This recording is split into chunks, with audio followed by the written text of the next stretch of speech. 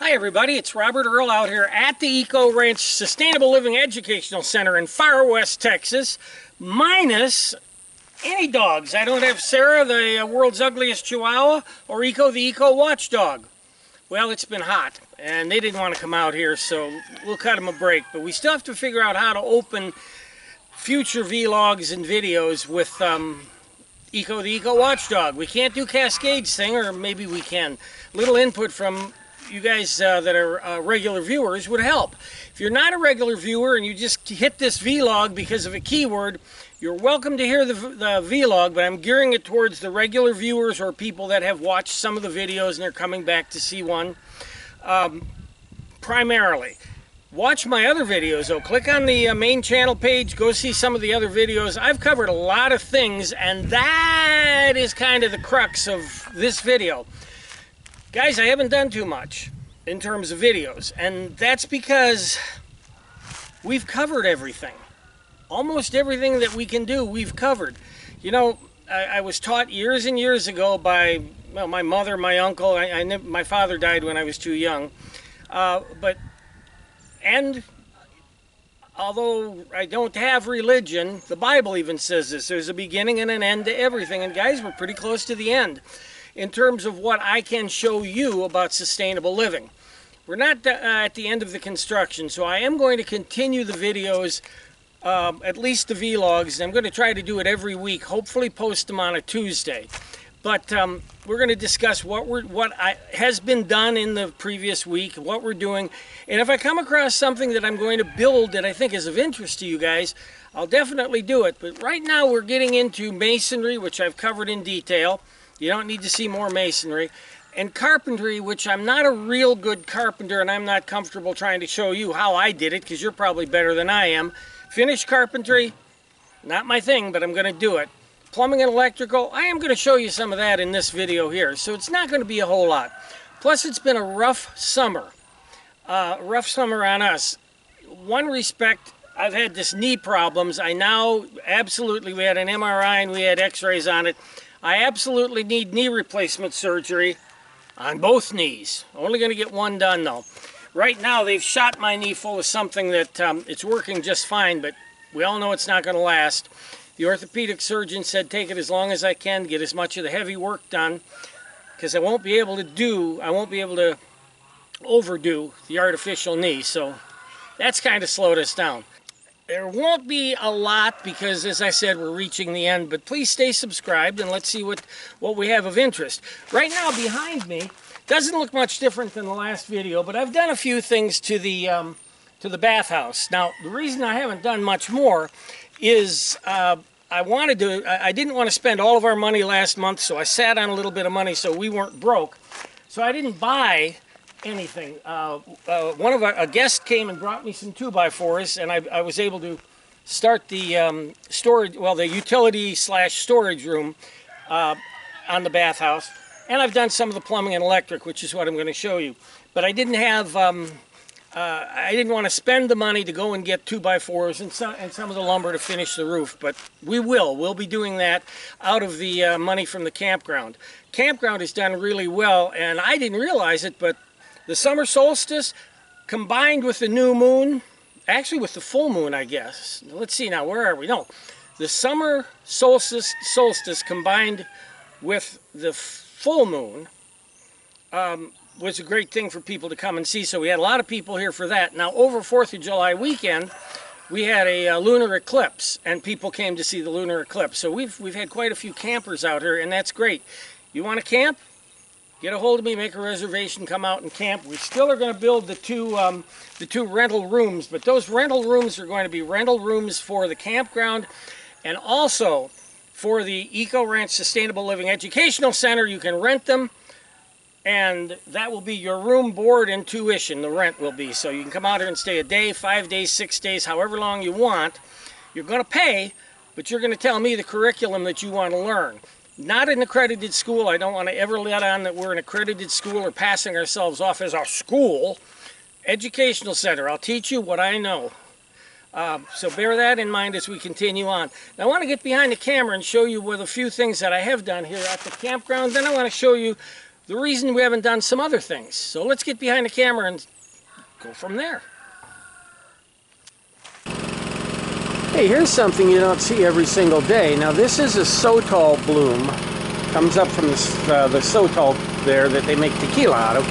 But look, it's about ready, it's opening up. And look at those bees.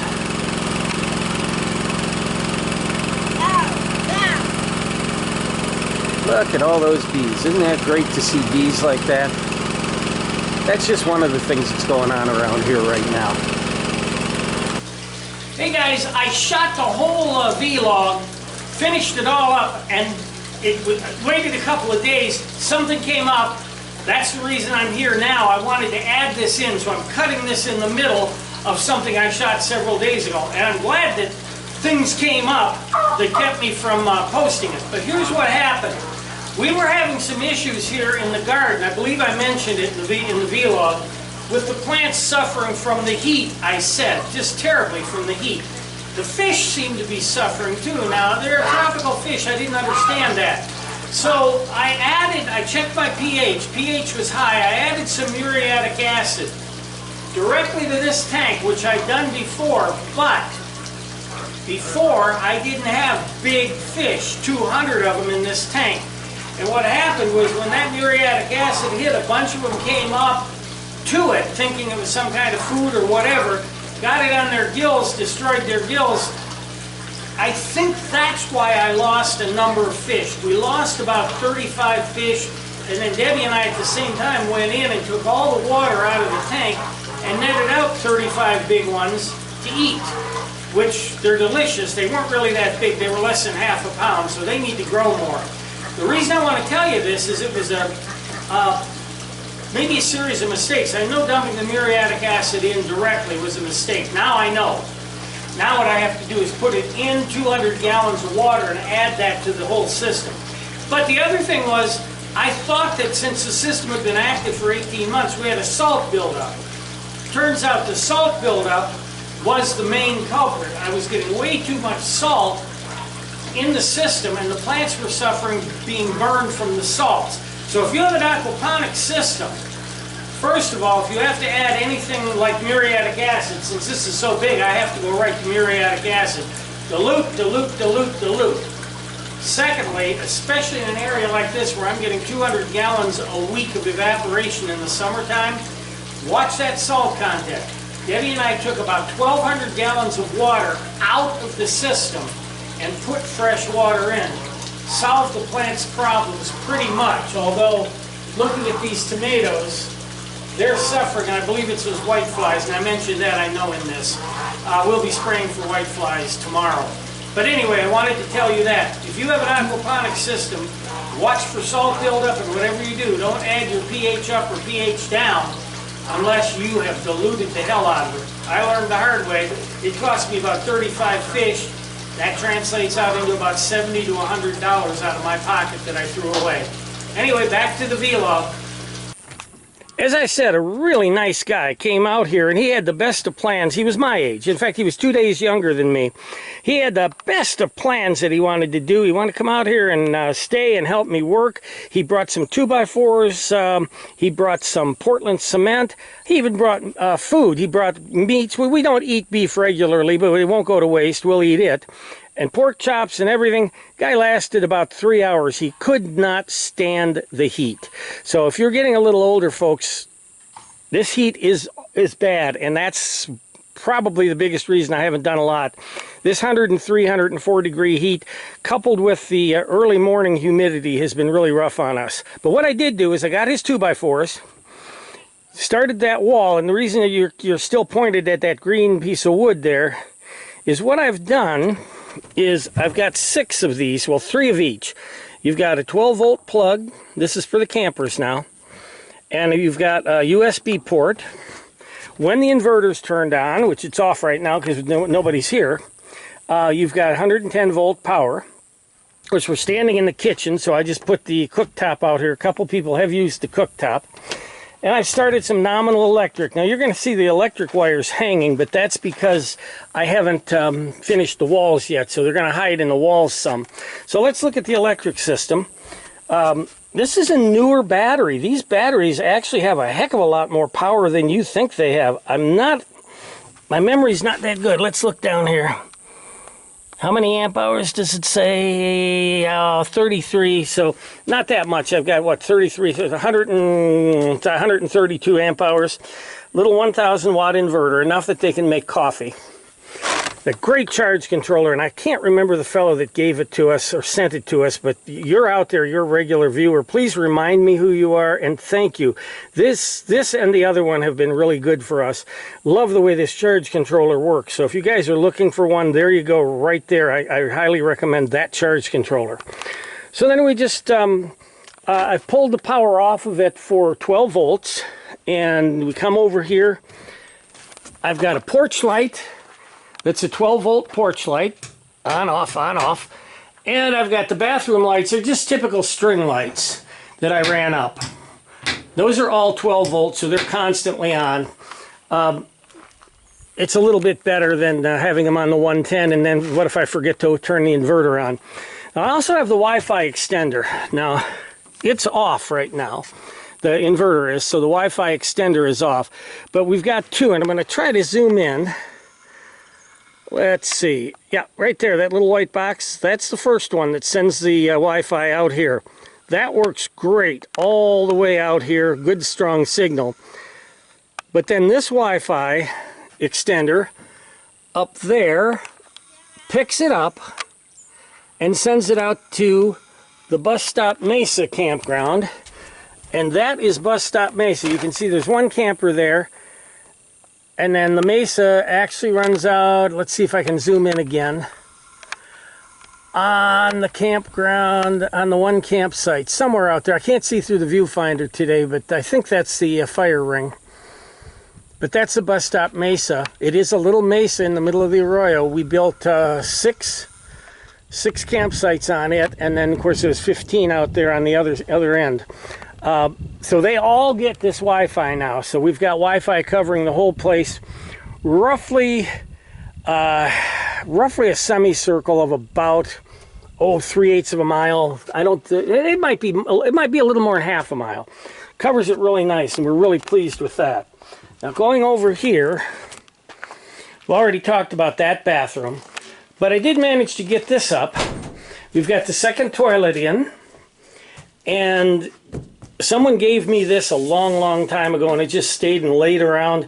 We put this up here so folks can put their clothes, their toiletries or whatever, wash in here when we have the water set up. And the shower, I still have to work on the shower, but I need some plumbing parts. I still don't have the plumbing parts to finish the water system anyway. But back here, one thing you'll notice, I used to have the tanks up there. We took the tanks off because I was having a nightmare filling those tanks with water. So we decided we'd put them down here.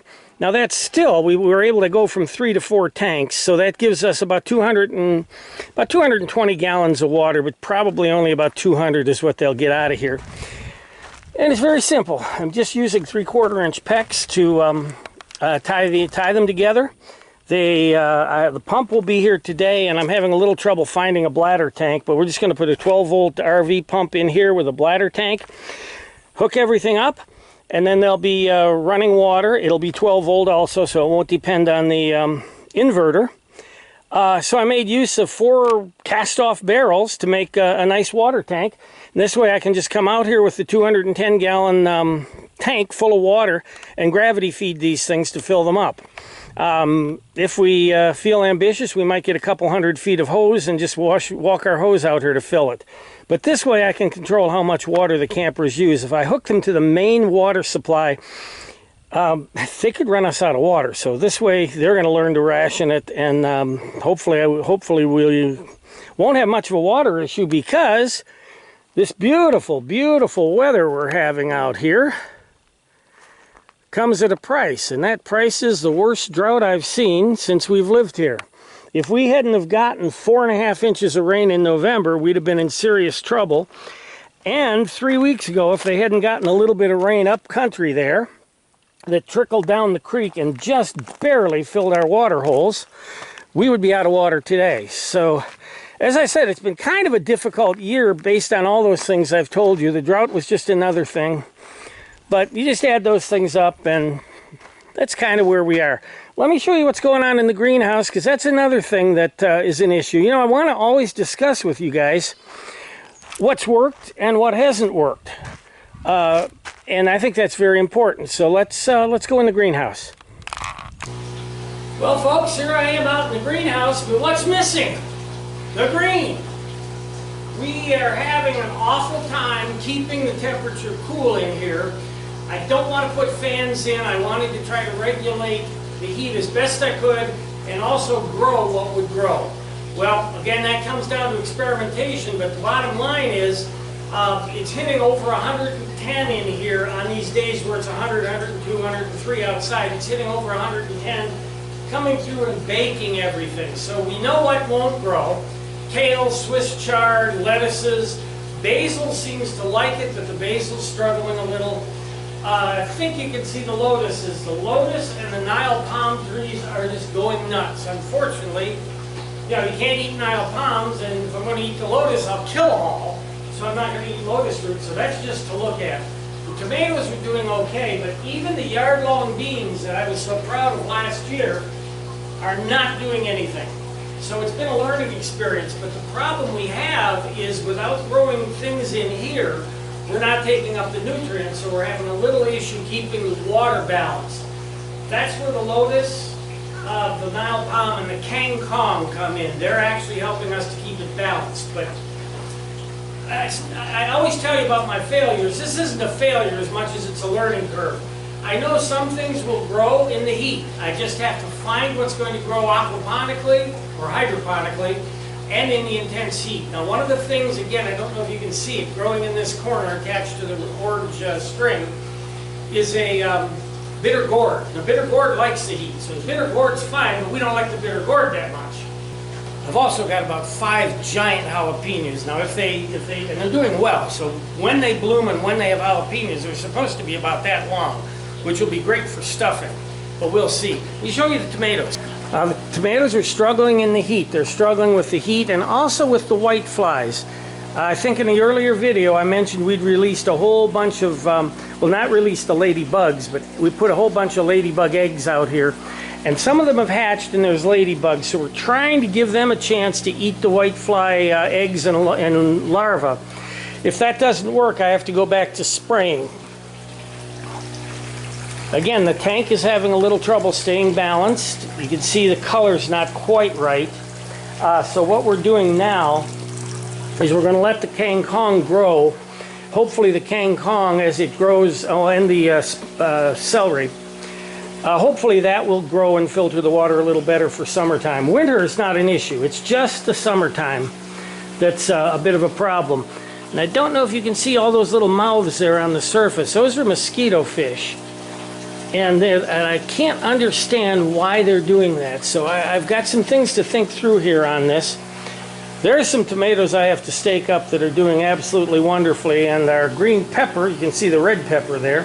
Green pepper's doing okay. It's going to be a bit of trial and error out here in the summertime. And it may well end up that we're going to have to take, let's say June, July, August, those 3 months, and just blow them off like you guys blow off wintertime. In the frost belt, and just figure, okay, we can't grow stuff in here except maybe tomatoes, and then we'll grow in the other 3 seasons. It's just kind of reverse of what you did up north. See, it's so hot in here, I'm already sweating from being in here, and it's only 11 o'clock in the morning. Anyway, that's kind of an idea of where we are and what we're doing. I'll keep doing these vlogs as long as you guys watch them.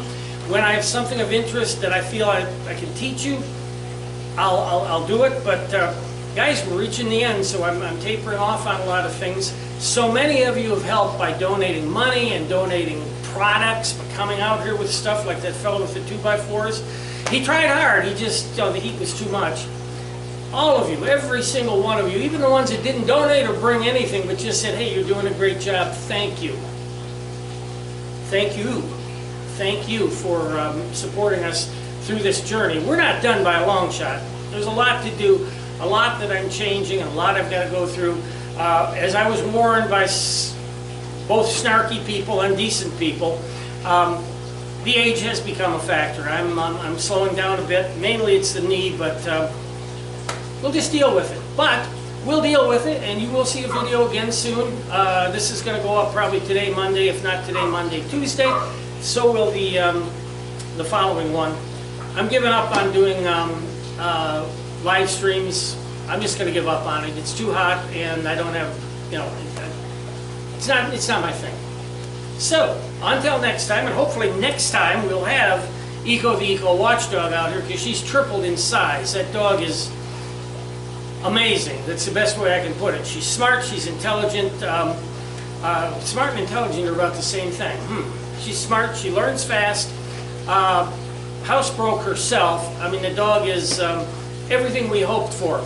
It's not Cascade, but if you have 3 children, your 3 children are not all the same either. So we're lucky to have gotten such a sweet dog. And you'll see her in the next video. And until the next video, guys, it's Robert Earl out here at the Eco Ranch Sustainable Living Educational Center in Far West Texas saying, see you later.